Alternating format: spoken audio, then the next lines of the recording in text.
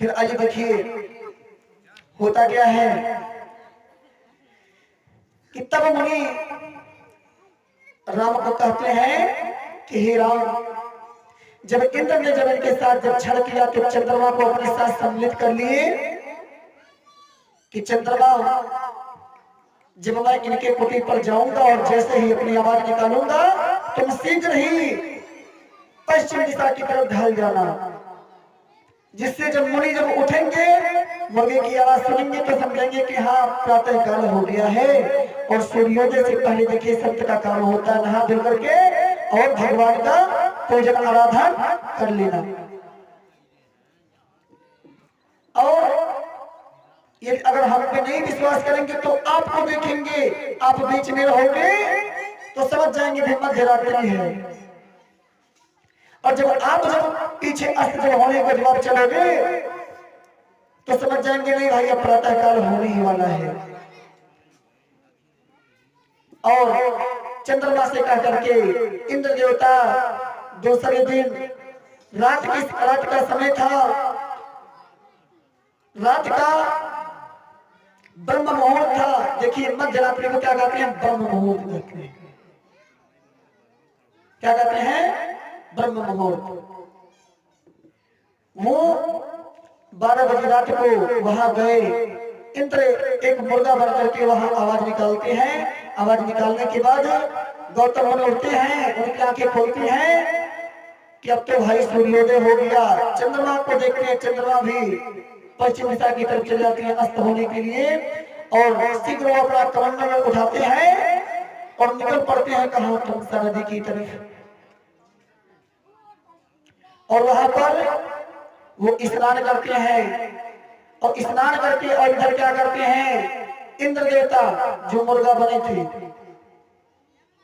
वो शीघ्र ही गौतम मुनि का रूप धारण करके और उसी कुटिया में प्रवेश कर जाते हैं। और प्रवेश करने के बाद गौतम मुनि की पत्नी के साथ अनेकों दुष्कर्म करते हैं, और जब बाहर निकलते हैं तो उसी क्षण गौतम ऋषि नदी से स्नान करके प्रभु का ध्यान करके लौट रहे होते हैं, तो जैसे देखते भाई मेरे ही समान और मेरा ही रूप धारण करके मेरी कुटिया से कोई बाहर निकल रहा है, तब उनको बोलते हैं कि हे वत्स तुम ठहर जाओ, तुम कौन हो? और वो बोलते हैं अब तो महाराज इंद्र की कोई बोलती नहीं निकलती है, उनका पूरा शरीर थर थर कांपने लग जाता है। और उसके पश्चात वो बोलते हैं आप अपने पुनः स्वरूप में आओ, अपने रूप में आओ। अब इंद्र देवता अपने रूप में आते हैं और मारे लज्जित होकर के अपने सर को नीचे किए रहते हैं। और जब गौतम ने जब देखा ये तो देवताओं के राजा इंद्र हैं, तो बोले इंद्र देवता आप देवताओं के राजा होकर के आप मेरे साथ ऐसा दुष्कर्म किए हो, मैंने आपका क्या बिगाड़ा था? गौतम ऋषि को इतना तेज गुस्सा आया, क्रोधित हुए, आंखें लाल हो गया और भौहें पीली सी हो गई।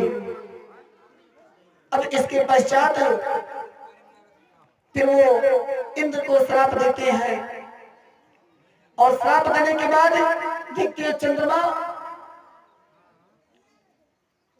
चंद्रमा भी पश्चिम दिशा की तरफ चले गए। इसका मतलब चंद्रमा भी इनसे मिले हुए हैं, और चंद्रमा को भी श्राप देते हैं कि चंद्रमा अगर तुम आज अस्त ना हुए होते तो आज शायद मेरे साथ ऐसा विश्वासघात नहीं होता।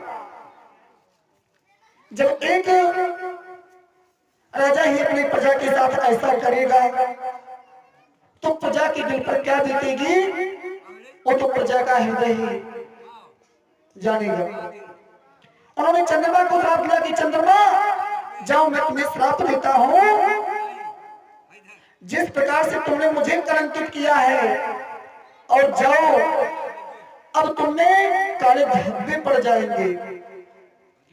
कि चंद्रमा को श्राप दिया धब्बे पड़ जाएंगे, जैसे कलंकित किया हाँ काले रह जाएंगे जैसे कलंकित किया काले पड़ जाएंगे।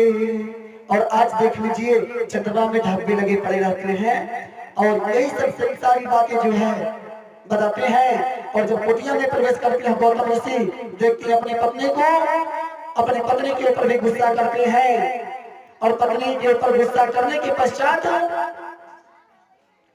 अंजना को भी श्राप देते हैं अहिल्या को कि अंजना तुम मेरी पत्नी हो, तुमको तो कब से कब कदाचित मेरे साथ ऐसा नहीं करना चाहिए था।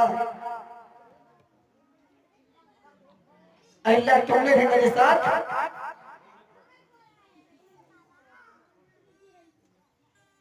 ये गलत जिस भावना को अपने अंदर लेकर के आई हो। और जाओ मैं भी श्राप देता हूं क्या कि तुम भी जिस प्रकार से पत्थर सा हृदय रख करके तुमने मेरे साथ ऐसा किया है, जाओ तुम पत्थर बन जाओगी, तुम शिला बन जाओगी। शिला का मतलब होता है पत्थर। और अब देखिए शीघ्र ही अंजना उनके पैर पर गिर पड़ती है और कहती है कि प्रभु इसमें मेरी क्या गलती है। अरे मैं तो आपको जान रही थी, मुझे कुछ पता थोड़ी ना था। जैसे वो आपके साथ छल किए वैसे ही मेरे भी साथ छल किए। और प्रभु आपने अपनी पत्नी को इतना बड़ा श्राप दे दिया। और उनके जब चरणों पर पड़ जाती है तब गौतम ऋषि को दया आ जाती है। उनको जब सारी सच्चाई चलती है तब अहिल्या बोलती है कि प्रभु हे स्वामी अब मेरे उद्धार का समय कब होगा, अब तो मैं शिला बन जाऊंगी। तब बोले जाओ जब त्रेता युग में जब रामावतार होगा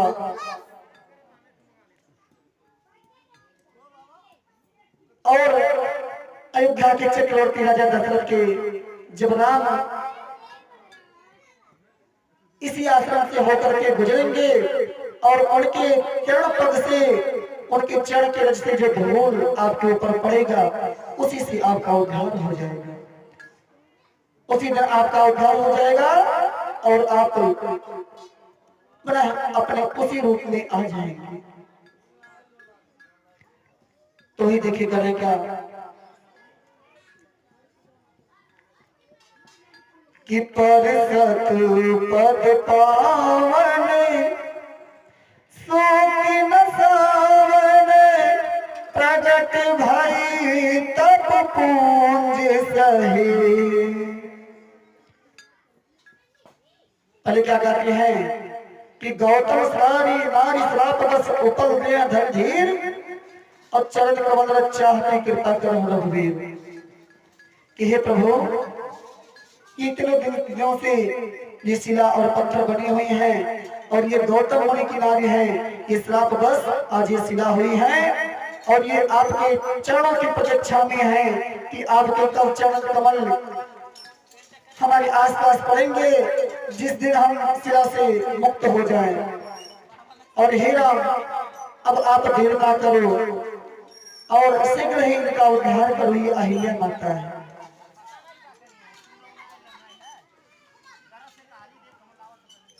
अब हमारे प्रभु राजा रामचंद्र जी हाथ जोड़ करके उस शिला की जब परिक्रमा करते हैं और शिला की परिक्रमा करने के पश्चात उनके चरण से उनके पैर से रग से जो धूल उड़ता है जब अहिल्या के जब शिला पर जब पड़ता है तो अहिल्या माता का उद्धार हो जाता है।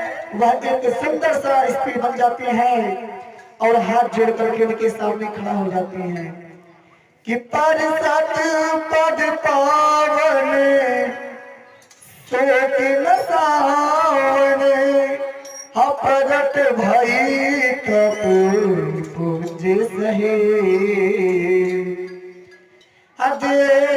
खतरा गुनायक जन सुखदायक हसन मुख होई करे जोड़े रहे।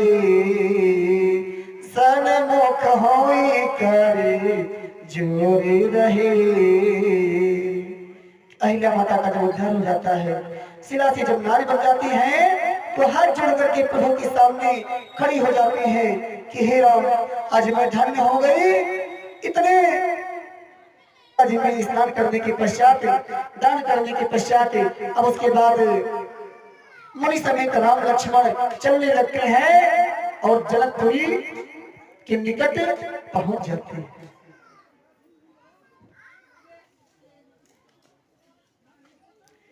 कि पूरे रमता पूरे रमता राम जब देखी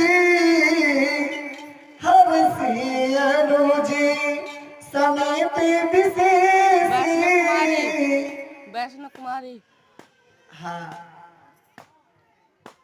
बोलिए वैष्णो मैया की जय। तो चंडी यज्ञ भी हो रहा है और देखिए एक नन्ही सी बच्ची है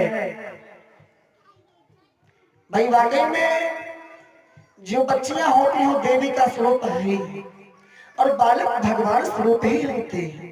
मनुष्य अभी हम आपको कल बताए कि भगवान मनुष्य को 4 अवस्थाएं देते हैं। आइए एक बार वैष्णो नाम की बच्ची की तरफ से 21 रुपए का दान आया है। ठाकुर जी के चरणों में ठाकुर जी कल्याण करे, मंगल करे और इस नन्ही सी बच्ची को आनंद में सुखी रखें और इसको ऐसे ही श्रद्धा समन बनाए रखें। पीछे कुछ माताएं बहनें हैं जो बैठी हैं, कृपया आप लोग आकर के बीच में बैठ जाइए। जब बिछाया गया है तो जमीन पर बैठने कोई बात नहीं, कुर्सी लेकर के बैठ जाइए, कोई दिक्कत नहीं है। चलिए